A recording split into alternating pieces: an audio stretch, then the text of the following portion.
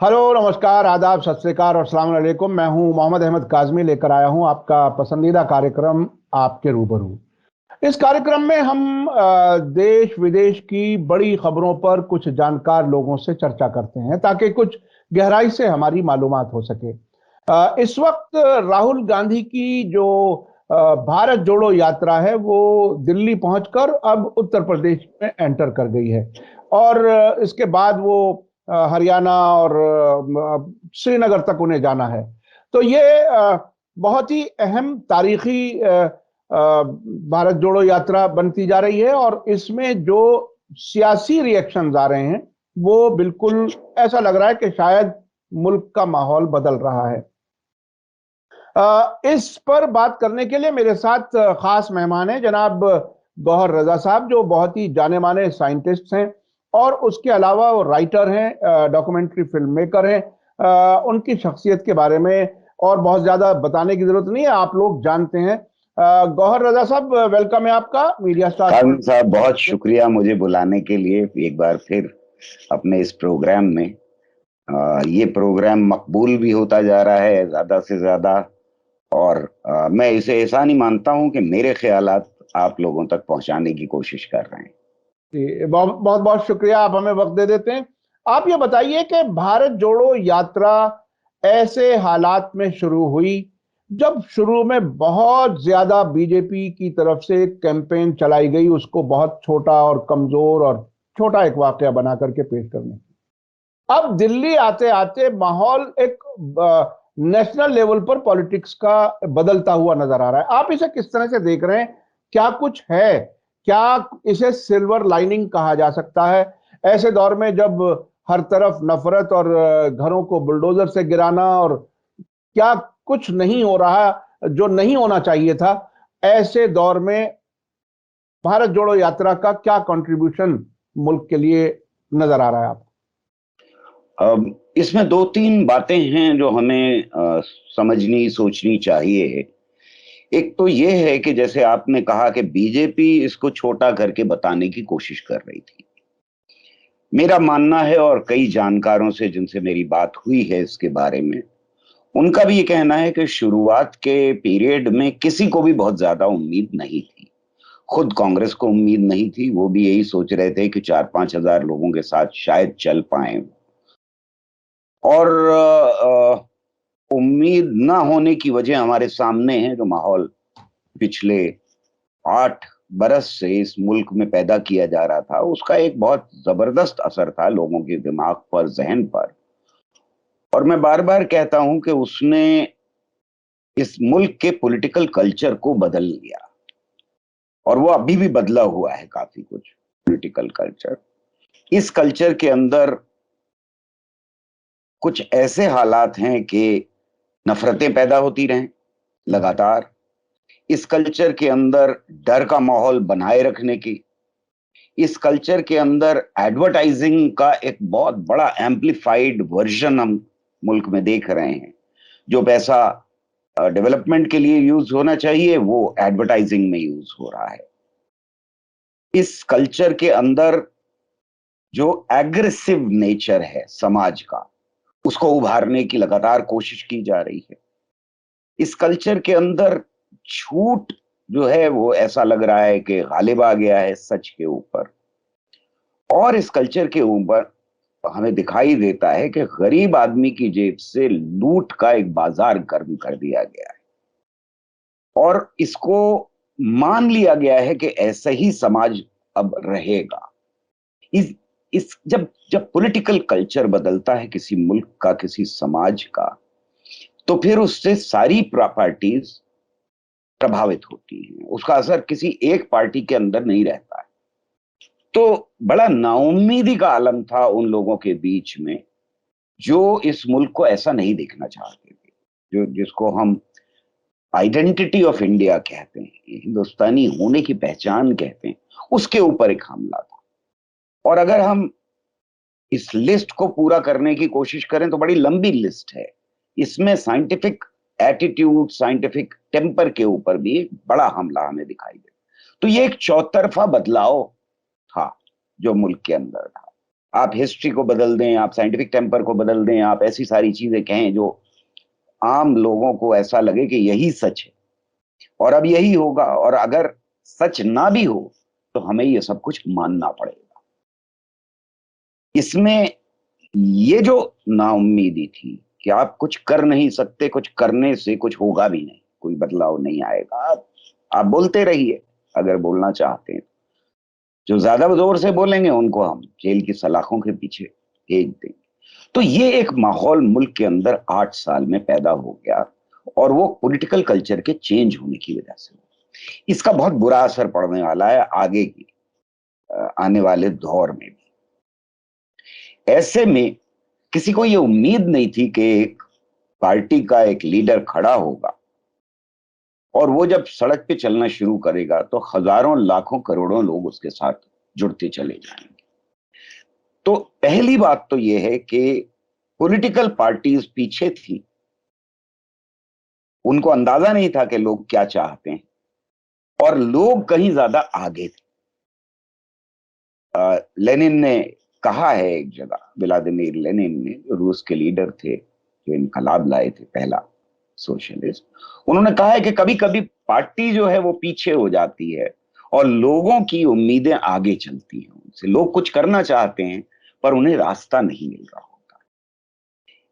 यही हालात मुल्क में हो गए, और इस हालत में जब नाउम्मीदी के बावजूद राहुल गांधी ने यह कदम उठाया तो उसका असर हमें देखने को मिल रहा है कि अवाम अपने आप उनसे जुड़ते चले जा रहे हैं। एक बात हमें याद रखनी चाहिए कि 70 साल में कांग्रेस के ऊपर लगातार ये इल्जाम लगाया जाता रहा है कि वो मोस्ट करप्ट पार्टी,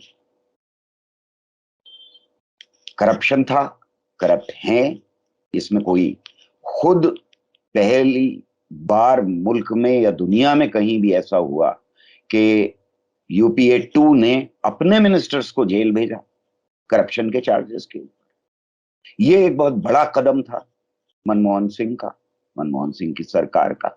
ऐसा इससे पहले कभी देखा नहीं गया, और उनको कोई क्रेडिट नहीं दिया जाता इस बात के लिए कि उन्होंने अपने लोगों को, अपने कैबिनेट मिनिस्टर्स तक को जेल भेजा। बहरहाल ये लीगलाइज करप्शन के दौर में हम ये सोच भी नहीं पाते कि एक ऐसी पार्टी जो अभी 7-8 साल पहले ही सरकार में आई है, वो सबसे रिच पार्टी कैसे बन गई, वो सबसे अमीर पार्टी कैसे बन गई, वो 5 स्टार होटल की तरह के लगातार मुल्क के अंदर अपने ऑफिसेस कैसे बना रही। इन हालात में जब कांग्रेस के पास पैसे नहीं है, जो दिखाई दे रहा है, तब भी वो निकले और जनता उनके साथ जुड़ गई। अभी तक ये चार्ज नहीं लगा है, और शायद हिम्मत नहीं पड़ रही है बीजेपी की ये कहने की कि ये लोग खरीदे हुए लोग हैं जो आ रहे हैं।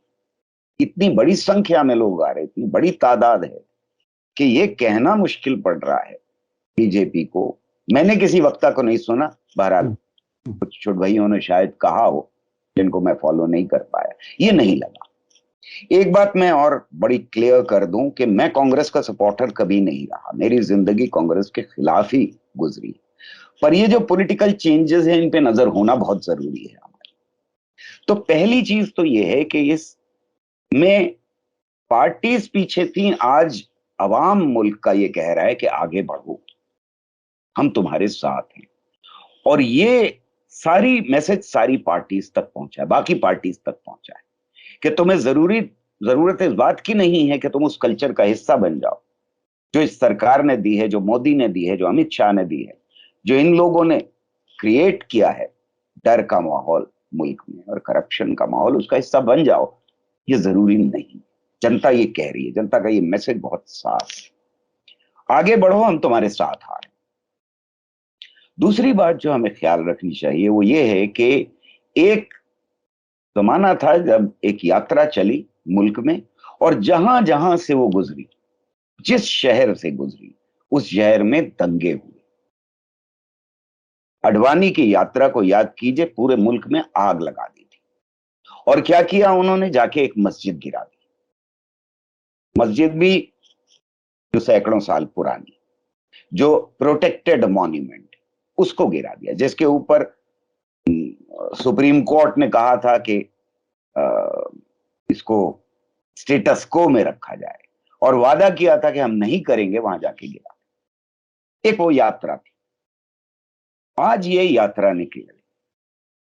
इस यात्रा से मुझे खुशी इस बात की है कि ये कहीं पर भी ऐसा नहीं दिखाई दिया कि दंगे के हालात पैदा हुए हों, कहीं नफरत के हालात पैदा हुए हों, कहीं कोई अटैक हुआ हो, कहीं कोई मारने के लिए आ रहा हो, कहीं कोई कट्टा लेके चल रहा हो। ये सब नहीं हुआ है इसमें। मैं पर्सनली आज के दौर में ये समझता हूं कि वो कोई भी इस तरह की यात्रा निकाले जो अमन, चैन, भाईचारे, प्यार, मोहब्बत की बात करे, जो सही मुद्दों की तरफ आपका ध्यान दिलाने की कोशिश करे। इस यात्रा में लगातार कहा गया है कि अनएम्प्लॉयमेंट एक बहुत बड़ी समस्या है मुल्क की, गरीबी समस्या है, भुखमरी समस्या है, कॉरपोरेट सेक्टर को, जिसको हम क्रोनी कैपिटलिस्ट कहते हैं, वो एक बड़ी समस्या है। ये कहा जा रहा है इसमें कि जीएसटी गलत लगाया गया, ये कहा जा रहा है इसके अंदर कि डीमोनेटाइजेशन ने कमर तोड़ दी, ये कहा जा रहा है इसमें कि हमारी मुद्रा स्थिति सही नहीं है, दुनिया में डॉलर के मुकाबले में रोज गिर रहा है, कर भी गिर गया रुपया बुरी तरह से। ये सारे डिस्कशंस हो रहे हैं। ये सारे डिस्कशंस मैंने दोनों पिछले एजिटेशंस में होते हुए सुने थे। सीए मूवमेंट के दौरान भी ये डिस्कशंस थे सारे, और खास तौर से किसानों के मूवमेंट के दौरान तो ये सारे डिस्कशंस हुए थे, दोनों पीसफुल थे। तो जनता तो बार बार बता रही थी कि तुम अमन, चैन, शांति के लिए, इस कॉन्स्टिट्यूशन को बचाने के लिए निकलो बाहर, हम तुम्हारे साथ होंगे। ये जो दूसरी चीज जिसकी तरफ मैं इशारा दे रहा हूं कि एक तरफ मुल्क के अंदर वो हैं जो आग लगाने निकले थे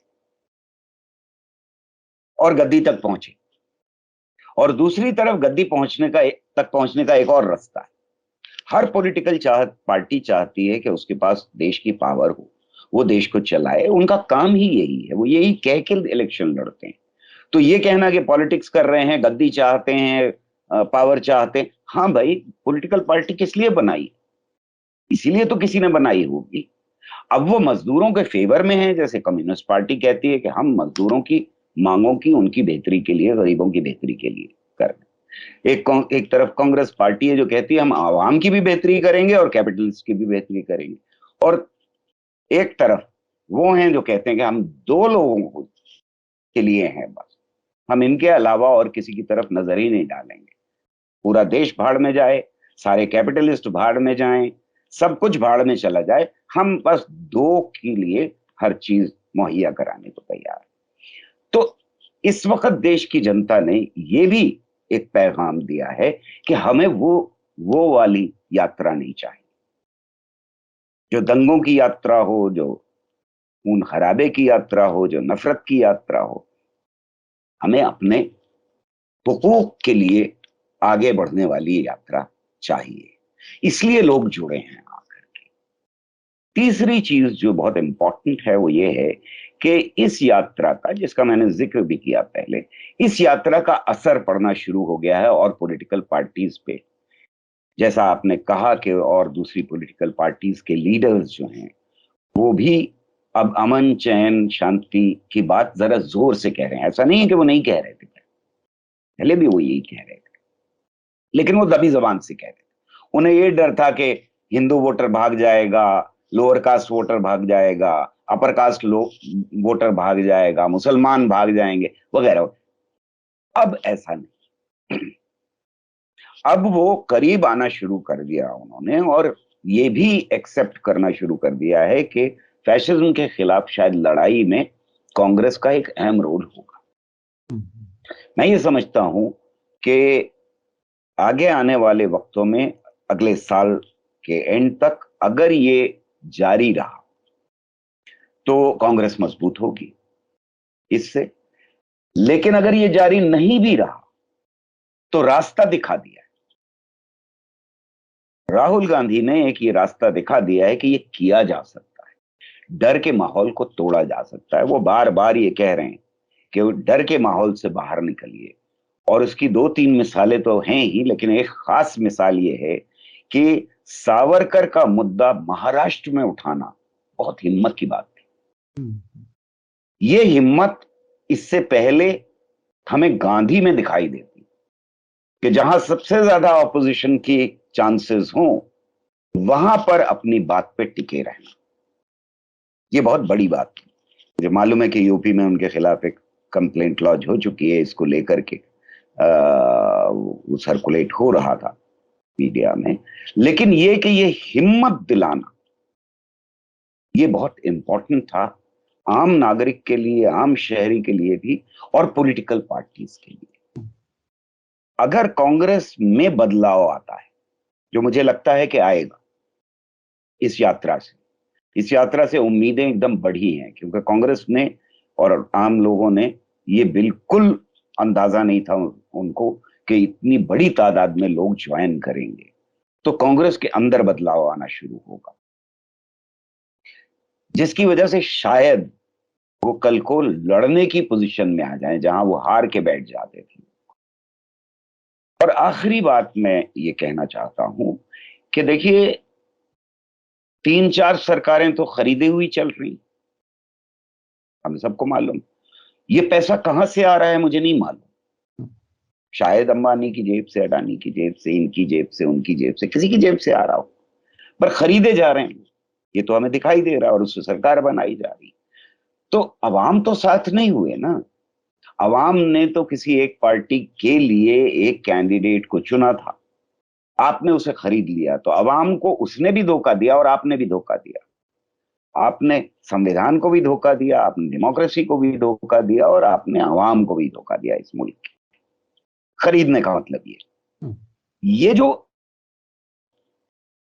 अवाम अपनी आवाज के लिए एक चैनल ढूंढ रहा था, वो राहुल गांधी ने प्रोवाइड कर कि हमें ये मंजूर नहीं, हम तुम्हारे साथ, हमारे लीडर हमने जिनको चुना था वो बिक गए हों, लेकिन हम तुम्हारे साथ चलने को तैयार हैं, तुम उठो तो। ये इस मुल्क की पॉलिटिक्स में बदलाव ला सकता है। अभी हमें देखना होगा कि घबराई हुई बीजेपी इससे क्या करती है, क्योंकि बीजेपी घबराई तो बहुत है। शुरू में उन्होंने कोशिश की थी कि मजाक उड़ाया जाए, राहुल गांधी को लेकर के बहुत गंदे किस्म के, जो उनका तरीका है नॉर्मली, बहुत गंदे किस्म के ट्वीट्स वगैरह करने शुरू किए थे, लेकिन उसका असर उल्टा पड़ा, वो ट्वीट्स रुक गए, ट्रोल आर्मी जो है वो खामोश बैठ गई, उन्होंने इग्नोर कर दिया पूरी तरह से। मीडिया के अंदर ये मैसेज दे दिया गया कि इसको नहीं कवर करना है। कई दोस्तों ने मुझसे ये कहा है, मैं नहीं जानता, लेकिन कई दोस्तों ने मुझसे ये कहा है जो चैनल्स में काम करते हैं कि हमारे यहाँ इंस्ट्रक्शंस हैं, हम क्या करें कि इस यात्रा को कवर नहीं करना है, यानी बुरा कहते हुए भी कवर नहीं करना है, अच्छा कहते हुए भी कवर नहीं करना है। तो अब ब्लैकआउट का दौर चला, लेकिन ब्लैकआउट हो नहीं पा रहा है क्योंकि लोगों का पार्टिसिपेशन इतना ज्यादा है। अच्छा गौहर रजा साहब, एक एक चीज मेरे जहन में आती है, जो आपने CAA NRC के खिलाफ जो प्रोटेस्ट था उसका और किसान आंदोलन का जिक्र किया, क्या वो जाहिर है डिफरेंट लोकेशंस पर हो रहा था, किसान आंदोलन तो खास तौर पर दिल्ली और इसके आसपास, और CAA NRC वो उसको शाहीन बाग को रेप्लिकेट किया गया था बहुत से शहरों में। क्या आप इस यात्रा को उन सारे बिखरे हुए मोतियों को इकट्ठा करते हुए कड़ी जोड़ने का काम समझते हैं क्या? चूंकि जिस तरह से सपोर्ट मिली, ये जाहिर है मुख्तलिफ हिस्सों में लोग बैठे हुए थे जो उस पर उन्हें गुस्सा था, वो सारे उस तरह से जुड़ते चले आए। क्या आप इसको इस तरह से भी समझ सकते हैं? क्या क्या है? मैं ये समझता हूं कि CAA एंटी-CAA मूवमेंट हो या किसान मूवमेंट हो, दोनों ने इस यात्रा के लिए रास्ता हमवार जरूर कर दिया। एक बात तो ये दिखा दी थी उन्होंने कि पीसफुली यानी तशद्दुद के बिना, हिंसा के बिना प्रोटेस्ट हो सकता है। हम्म, और अगर तशद्दुद के बिना वापस हम गांधी के कदमों पे चलने की कोशिश करें तो वो आज भी कारगर है, ये बहुत साफ तरीके से दिखा दिया। दूसरी चीज ये दिखा दी थी कि अगर आप कॉन्स्टिट्यूशनल वैल्यूज के लिए फाइट करेंगे तो सरकार के लिए आपके ऊपर दमन करना मुश्किल होगा। हम्म, उन्हें ये रास्ते निकालने पड़ेंगे कि दिल्ली के राइट्स कराएंगे हम्म, उसे तोड़ने के लिए। उन्हें ये रास्ते निकालने पड़ेंगे कि किसान मूवमेंट को खालिस्तानी मूवमेंट बताना पड़ेगा, हम्म, या तरह तरह के और हम्म, जो इल्जाम लगाए गए वो सब कुछ लगा सकते हैं, लेकिन आप सीधे दमन नहीं कर सकते, हम्म, आप उसको ब्रेक नहीं कर सकते। हम्म, अगर उम्मीद है और अगर अज़्म है, ये दोनों चीजें अगर हैं तो आप ब्रेक नहीं कर सकते। हम्म, ये हमवार कर दिया था इसने जमीन को इस यात्रा के लिए, मैं ये समझता हूं। हम्म। कुछ लोग हाँ, कहेंगे अच्छा नहीं अच्छा। सारा क्रेडिट कांग्रेस को जाना चाहिए इसके लिए, मैं समझता हूं कि नहीं, इसके लिए किसानों को और उन लोगों को भी जाना चाहिए जिन्होंने खड़े होकर के एंटी सीए मूवमेंट चलाया था। और मैं मुसलमान बात नहीं कर रहा हूं, मैं ये हम्म, कह रहा हूं कि उस मूवमेंट को मुसलमान बनाने की पूरी कोशिश की गई थी, लेकिन ज्यादातर लोग जो आ रहे थे, मेजोरिटी जो आ रही थी उसके अंदर, चलाने वाले, मैनेज करने वाले लोग ज्यादातर मुसलमान थे, लेकिन पार्टिसिपेशन उसके अंदर हर तरह के लोगों का था। उसमें क्रिश्चियन भी थे, उसमें सिख भी थे, उसमें हिंदू भी थे, अपर कास्ट भी थी, लोअर कास्ट भी थी, कोई बचा नहीं था उसके अंदर। उसने एक हमवार की जमीन किसान मूवमेंट के लिए कि किसान मूवमेंट को किस तरह चलाना चाहिए। और मैं समझता हूं कि कांग्रेस का जो ये यात्रा है, जो राहुल गांधी की यात्रा है, ये भी उसका नतीजा है। लोगों के अंदर जो गुस्सा था, उस गुस्से को निकालने की कोशिश की। अच्छा, राहुल गांधी को अब आप कितना मैच्योर समझ रहे हैं? मतलब अब तक चूंकि दो तीन चीजें हुई, दो तीन वाकयात हुए, मैं याद दिलाऊं। दिल्ली की प्रेस कॉन्फ्रेंस में एक जर्नलिस्ट ने उन्हें सवाल किया और उन्होंने कहा, देखो मैं बहुत कुछ सीख गया हूं, मैं अब ऐसे फंसूंगा नहीं, डाइवर्ट मत करो मुझे इशू से। या इस किस्म की कई चीजें उन्होंने बताई। और राहुल गांधी पिछले दिनों रघुराम राजन से सड़क के किनारे एक वीडियो आई थी, वो तकरीबन 1 घंटे की वो इंटरेक्शन था। उससे भी जाहिर हो रहा था कि वो बहुत सी चीजें सीखना चाह रहे हैं, समझना चाह रहे हैं और समझाना भी चाह रहे हैं, और अपने तजर्बात वो शेयर कर रहे थे। और उन्होंने एक तरह से ये भी कहा कि जो हम मैसेज हमें मिला है उस पर काम करने की जरूरत है, हमें डाइवर्ट होने की जरूरत नहीं है। तो ये इस किस्म की कुछ चीजें, आपने बहुत से प्राइम मिनिस्टर्स देखे होंगे बनते हुए, ग्रूमिंग लीडर्स देखे होंगे, आपको कहाँ अब कहाँ नजर आ रहे हैं राहुल गांधी? एक तो ये सवाल नहीं है कि प्राइम मिनिस्टर राहुल गांधी होंगे या नहीं होंगे, हाँ। ये सवाल तो ऑपोजिशन की तरफ से हमेशा खड़ा किया जाता है कि क्या आप राहुल जैसा प्राइम मिनिस्टर चाहेंगे, बीजेपी कहती है ये बात। हम्म। मुझे नहीं लगता कि कांग्रेस ने कभी ये कहा हो कि वो हमारे डिक्लेयर्ड कैंडिडेट हैं, या राहुल गांधी ने कहा हो कि मैं प्राइम मिनिस्टर बनना चाहता हूं, जिस तरह से मोदी ने कहा था कि मैं प्राइम मिनिस्टर हूं और अगले 5 साल भी प्राइम मिनिस्टर रहूंगा हम्म। वगैरह। हम्म। तो ये एरोगेंस तो कभी थी ही नहीं, राहुल गांधी में तो मुझे नहीं दिखाई थी। मुझे नहीं लगता कि कोई ऐसा बयान कभी आया हो कि राहुल गांधी प्राइम मिनिस्टर बनना चाहते हैं या कांग्रेस ये डिक्लेयर कर रही हो।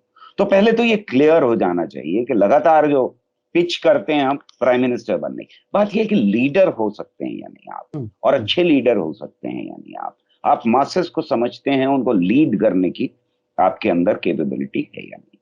मैं समझता हूं कि राहुल गांधी की को मैं पर्सनली तो जानता नहीं, आप मिले हो तो मिले हो काजिम भाई, मैं नहीं मिला हूं जी जी उनसे। जी, नहीं मैं भी नहीं मिला तो हूं, मैं भी नहीं मिला हूं। हाँ, तो हम तो जानते हैं उनको, तो जी। मीडिया के थ्रू जानते हैं, उनके बयान के लेक्चर्स के थ्रू जानते हैं उनको।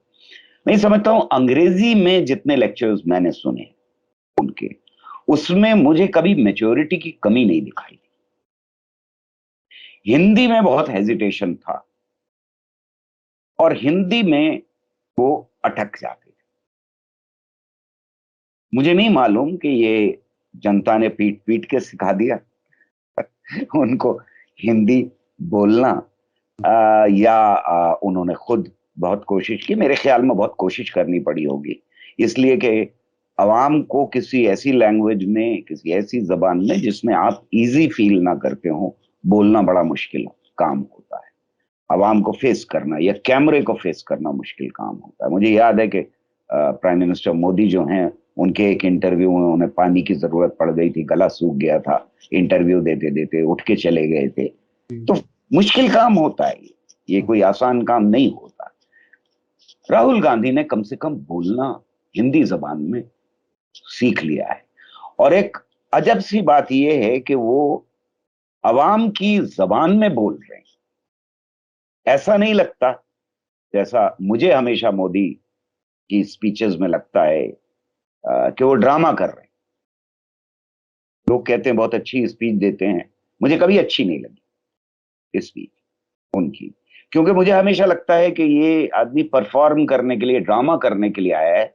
वो चीजें जिसमें इसको यकीन है वो नहीं कह रहा है, ये वो कह रहा है जो इलेक्शन जीतने के लिए चाहिए। पर राहुल गांधी आज के दिन में मुझे ऐसा लग रहा है, जो कुछ मैंने देखा है मैं उसकी बेसिस के ऊपर कह रहा हूं, कि नहीं लगता कि वो बातें कह रहे हैं जो दिल से यकीन ना रखते। वो कम्युनिकेशन का जो तरीका है पूरा का पूरा, हो सकता है कुछ लोगों को पसंद ना आता हो, कुछ लोगों को ड्रामा ही पसंद हो। अमिताभ बच्चन बहुत अच्छे डायलॉग बोलते हैं, वो पसंद आते हैं सब।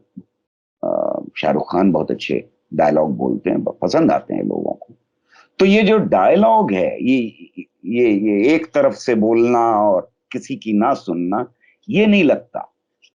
अब बोलते हुए ये लगता है कि वो बात सुनने को भी तैयार है, खाली बोलने को तैयार नहीं। ये बहुत ही अहम, चूंकि प्रधानमंत्री नरेंद्र मोदी का तो एक आध वीडियो वो भी आई थी जिसमें टेलीप्रॉम्प्टर फेल हो गया और वो बीच में अटक गए, रुक गए, वो बोल नहीं सके। असल में आम लोगों को वो समझ नहीं आता, और वो इतने एडवांस टेक्नोलॉजी वाले टेलीप्रॉम्प्टर हैं कि सामने नजर भी नहीं आते। वो इतना, नजर नहीं। जी जी, वो इस किस्म के आ गए। तो बहरहाल वो इस तरह से कई बार अटके हैं, और राहुल गांधी ने अब बहरहाल जैसा आपने कहा कि वो अब कम्युनिकेट अच्छे से कर रहे हैं। तो अभी तक जो यानी 2014 के बाद खास तौर पर एक चीज महसूस की गई कि कांग्रेस कई जगहों पर अब बाकी अपोजिशन पार्टियों के साथ प्री पोल अलायंस में अपना मेजर शेयर रखना चाहती है हर हाल में। तो वो जो उस किस्म की जो टेंडेंसी थी, उससे नुकसान हुआ पार्टी को और ओवरऑल अपोजिशन को। आपको क्या लगता है कि राहुल गांधी जब एक तरह से वर्चुअली लीड तो कर ही रहे हैं पार्टी को, वो प्रेसिडेंट नहीं है, वो अपनी जगह, क्या आपको लगता है कि वो एक एडजस्टमेंट का मिजाज कुछ बढ़ेगा अपोजिशन पार्टियों के साथ एकोमोडेट करके चलने का? देखिए, अगर फैशिज्म से लड़ना है, और मैं इसे फैशिज्म का एक रूप मानता हूं, फैशिज्म एक एक्सपेरिमेंट कर रहा है हिंदुस्तान के अंदर। ये सबसे बड़ा मुल्क है जिसमें इस तरह का एक्सपेरिमेंट कर रहा है। तो ऐसे में बिना एडजस्ट किए हुए तो काम नहीं चलेगा। तो एडजस्टमेंट तो बहुत जरूरी है, लेकिन उसके लिए कदम उठाने की जरूरत कांग्रेस की तरफ से, क्योंकि अगर कांग्रेस कदम नहीं उठाती उस एडजस्टमेंट के लिए तो वो एडजस्टमेंट नहीं हो पाएगा। बिकॉज एक जगह कहा है, राहुल गांधी ने भी कहा है, और मेरी भी अंडरस्टैंडिंग ये है कि जो पॉलिटिकल पार्टीज रीजनल हैं, यानी बंगाल में है एक, बिहार में है, दो तीन बिहार में है, दो तीन बंगाल में है, दो तीन यूपी में है, मध्य प्रदेश, ये जो रीजनल पार्टीज का मामला है, वो सही बात है कि उनको अपने जो इलाके हैं उनकी डिमांड्स के लिए फाइट करने की जरूरत होती है। तो उनका ऑल इंडिया पर्सपेक्टिव होना, अगर जहन में भी हो, अगर आइडियोलॉजिकली भी हो, तब भी टैक्टिकली नहीं हो सकता, क्योंकि उन्हें अपने इलाके में जीतना है इलेक्शन। उनको अपने इलाके की डिमांड्स, चाहे वो कॉन्ट्राडिक्टरी ही क्यों ना हो दूसरे इलाके के साथ, अपनी आवाज उठानी पड़ती है। तो ये एडजस्टमेंट के नेशनल लेवल के ऊपर क्या होगा उनका रोल और रीजनल लेवल पे क्या होगा रोल, इसमें गिव एंड टेक की जरूरत पड़ेगी। पहले भी पड़ी है, जब इमरजेंसी के बाद सारी पार्टियां इकट्ठा हुई थी तभी वही जरूरत थी, आज भी वही जरूरत है कि पार्टीज के साथ नेगोशिएट करना बहुत जरूरी है। उसका क्या रिजल्ट निकलेगा वो बात अलग है, हो सकता है कि ना इस बार के इलेक्शन में निकल पाए रिजल्ट सीधे, लेकिन ये जो नेगोशिएशन है ये अपने अंदर बहुत इंपॉर्टेंट है। बातचीत बहुत इंपॉर्टेंट है कि हम में से किसका क्या रोल होगा और क्या हम कॉमन मिनिमम प्रोग्राम के ऊपर एग्री कर सकते हैं या नहीं कर सकते हैं। ये जो कदम उठाया है, ये कदम उसकी तरफ एक बड़ा उस डायरेक्शन में बड़ा कदम है। ये मैं ये समझता हूं कि अब इसकी जरूरत है कि जब वो कश्मीर पहुंचे तो वहां पर वो सारी पॉलिटिकल पार्टीज के लोगों को पर्सनली इनवाइट करें और उनको जगह दें, इज्जत के साथ जगह दें। वहां हर पॉलिटिकल पार्टी के लीडर को बुलाएं, बात करने की कोशिश करें। जब वो झंडा फहरा रहे हैं तो सबसे कहें कि चलो मिल के झंडा फहराते हैं जब कश्मीर में यात्रा खत्म हो रही है। ये एक मैसेज भेजेगा पूरे मुल्क के अंदर कि हाँ, मिल करके भी फाइट किया जा सकता है जो हालात 8 साल में पैदा हुए हैं उनको। ये बहुत ही अहम बात है। मुझे याद आ रहा है इस वक्त, बात खत्म करने से पहले कुछ साल पहले बीजेपी की सरकार में मिनिस्टर रहे अरुण शौरी, जो वाजपेयी जी के साथ मिनिस्टर थे, उन्होंने कहा था बंबई की एक गैदरिंग में कि अब अपोजिशन को पिछली बातें नहीं भूलनी, अगली बातें भी भूल जाए तो मुत्तहिद हो जाए तो मुल्क के लिए बेहतर है। यानी रूलिंग पार्टी का एक लीडर खुद उसको महसूस कर रहा है, क्योंकि वो जर्नलिस्ट भी हैं, तो उन्होंने ये बात कही थी। तो बहरहाल एडजस्टमेंट जो जिस तरह से आपने कहा उसकी जरूरत है, तकरीबन उसी तरह से जैसे इमरजेंसी के बाद हालात बने थे और सभी पार्टियां इकट्ठी हुई थी, उस तरीके से शायद मुल्क को बेहतर रास्ते की तरफ ले जाया जा सके। बहुत बहुत शुक्रिया गौहर रजा साहब, आपने हमें वक्त दिया। कोई कंक्लूडिंग रिमार्क्स, कोई बात कहनी हो तो? मैं सिर्फ यही कहना चाहता हूं कि इस यात्रा ने जो सबसे बड़ा काम किया है वो लोगों को हिम्मत दिलाई।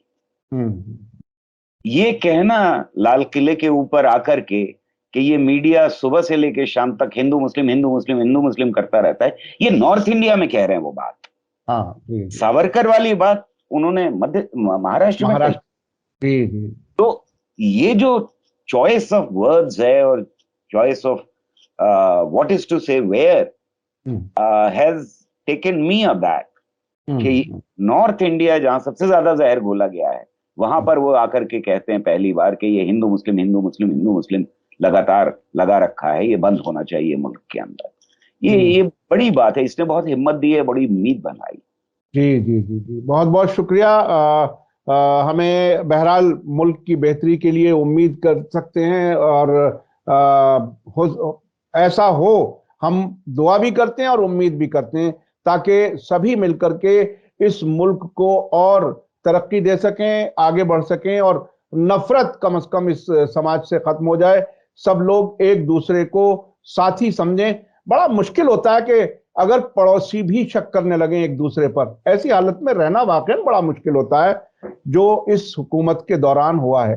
बहुत बहुत शुक्रिया गौहर रजा साहब। इसी के साथ मुझे दीजिए इजाजत। धन्यवाद, शुक्रिया।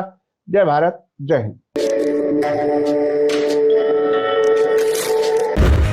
मीडिया स्टार वर्ल्ड के और वीडियो देखने के लिए हमारे चैनल को सब्सक्राइब करें और सीधे नोटिफिकेशन पाने के लिए बेल आइकन दबाएं। और अगर हमारी खबर सच्ची और अच्छी लगे तो अपने व्हाट्सएप, इंस्टाग्राम, फेसबुक और ट्विटर अकाउंट पर जरूर शेयर करें।